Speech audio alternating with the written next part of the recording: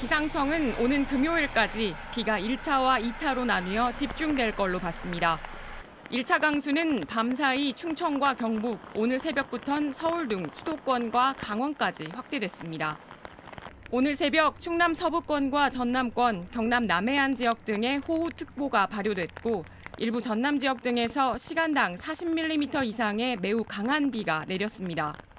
행정안전부는 중대본 1단계를 오늘 새벽 3시부터 가동하고 위기경보 수준을 관심에서 주의로 상향한다고 밝혔습니다. 중부지방까지 올라온 비구름대는 오늘 밤사이 다시 남쪽으로 내려갑니다.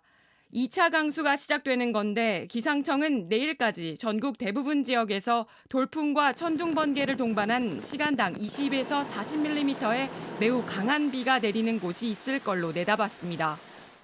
이처럼 정체전선이 오르내리면서 모레까지 제주엔 최고 300mm 이상, 전라권과 경남권엔 최고 150mm, 그 밖의 지역엔 최고 100mm의 많은 비가 내리겠습니다. 정체전선은 이후에도 당분간 한반도에 머물면서 중부지방엔 최소 오는 금요일까지, 남부지방엔 토요일까지 비가 이어질 걸로 보입니다. 하천변이나 지하차도 이용을 자제하고 축대 붕괴, 하수도 역류 등 범람이나 침수에 따른 피해에 각별한 대비가 필요합니다. JTBC 박유미입니다. 콘크리트 잔해가 사방에 널려 있습니다. 주택가 담벼락은 폭격을 맞은 듯 무너졌습니다. 소방대원들이 현장을 살펴보는 가운데 또다시 토사가 쏟아집니다. 큰일 났다 이거. 진짜 큰일 났다. 보고 있는데 건물 넘어간다. 대구 두류동의 한 주택가에서 담벼락이 붕괴된 것은 어젯밤 10시쯤. 인명피해는 없었지만 무너진 잔해가 골목길에 주차된 차량 5대를 덮쳤습니다.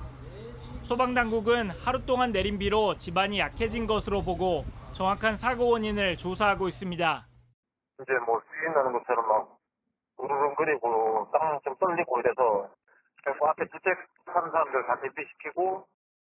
비슷한 시각 대전 복명동의 한 빌라에선 화재가 발생했습니다. 3층에서 시작된 불은 창문을 통해 옥상까지 치솟았습니다. 불은 20분 만에 꺼졌지만 대피 과정에서 주민 3명이 다쳤습니다. 이보다 앞서 전북 군산의 한 식료품 매장에서도 불이 났습니다. 화재 당시 직원 4명이 매장 안에 있었지만 곧바로 대피해 인명피해는 없었습니다. 불은 소방서 추산 2천만 원 상당의 재산 피해를 남기고 1시간여 만에 모두 꺼졌습니다. 경찰과 소방당국은 정확한 화재 원인을 조사하고 있습니다. JTBC 김한수입니다. 마을로 들어가는 길 옆은 나무와 바위가 쌓였습니다. 자동차는 물을 가르며 달립니다. 사람은 무너진 나무와 잔해를 넘어 위태롭게 지나가야 합니다. 1년 전, 길 같지 않았던 이 길은 이제 제 모습을 찾았습니다. 잔해를 막을 돌담을 쌓았고 토사물이 덮쳤던 카페 모습은 번듯해졌습니다. 완벽한 복구는 아니었고 지금까지도 계속 복구 작업이 진행되고 있는 상황입니다. 지난해 이곳 주민들은 일상이 무너졌습니다. 예사로 여겼던 비가 생활을 망가뜨릴 수 있다는 걸 처음 알았습니다. 카페 위 공사 현장입니다. 위에서 내려오는 토사물을 막아줄 이 그물망을 설치했고 그 아래로는 물의 속도를 줄여줄 수 있는 바닥막이를 지었습니다. 복구는 아직도 현재 진행형입니다. 응급조치로 땜질한 수준이지 언제든 다시 무너질 수 있습니다. 비만 오면 밖을 나가보는 습관이 생겼습니다. 이제 숨이 차기 시작을 하는 거야. 비만 오면 내다봐 이렇게.